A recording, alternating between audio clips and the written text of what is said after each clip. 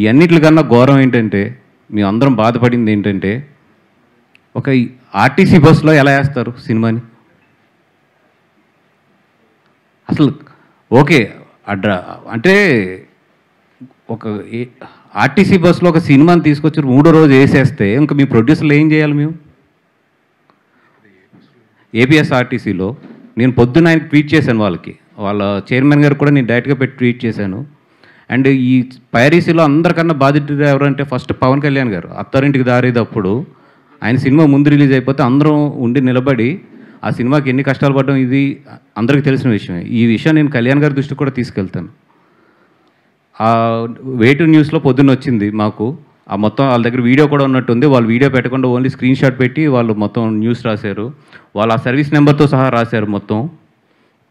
అది service number 3066 APSRTC Palasa నుంచి విజయవాడ వెళ్ళే ఆర్టీసీ బస్ అది.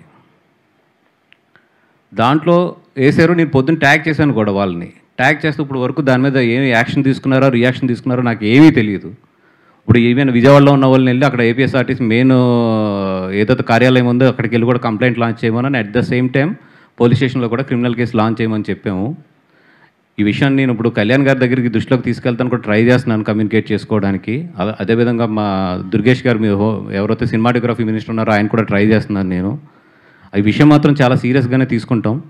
అదేవిధంగా చాలామంది కేబుల్ ఆపరేటర్స్ కూడా చెప్తున్నాం, మాకు ఒక్క వీడియో స్క్రీన్ షాట్ దొరికినా కూడా 100% కేసు ఫైల్ చేసి మేము కేసు చివరి వరకు కూడా మేము పోరాడతాము.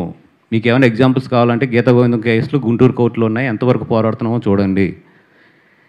ఏ ఆపరేటర్ కేబుల్ ఆపరేటర్ని కూడా మాకు వీడియో వచ్చింది మీ కేబుల్ ఆపరేటర్లో మా సినిమా ప్లే చేస్తున్నారని మా అభిమానులు ఎవరన్నా వీడియో తీసి మాకు పంపిస్తారు డెఫినెట్గా. ఎందుకంటే మా అభిమానులు అన్ని చోట్ల ఉన్నారు.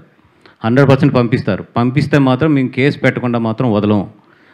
ఒకటే నేను మన అక్కినేని అభిమానులకు కానీ సినిమా అభిమానులకు కానీ మమ్మల్ని ఆదరించే అభిమానులందరికీ నేను చేసే రిక్వెస్ట్ ఒకటే ఏంటంటే, ఎవరైనా సరే ఈ సినిమాని కేబుల్లో ప్లే చేస్తున్నా లేదా పబ్లిక్ ప్లేసుల్లో ప్లే చేస్తున్నా, లేదు ఇట్లాగా డౌన్లోడ్ చేసి ఇట్లాగా ఇల్లీగల్గా ప్లే చేస్తున్నా కూడా, లేదా గ్రూప్స్లో ఎక్కడన్నా షేర్ చేస్తున్నా కూడా మీరు జస్ట్ వీడియో తీసి ఆ వీడియోని ఈ నెంబర్కి పంపించండి.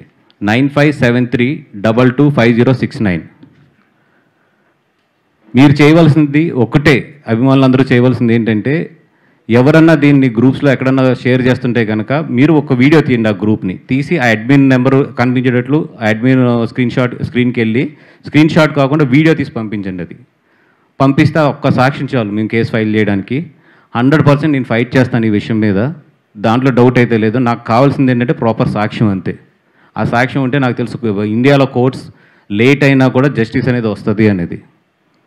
సో దయించి మీరు ఎక్కడ ఎవరు దీన్ని ఎంకరేజ్ చేస్తున్నా, ఎవరు దీన్ని డౌన్లోడ్ చేసి చూస్తున్నా, ఏం చేస్తున్నా కూడా ఈ నెంబర్ ఏదైతే ఉందో 9573225069.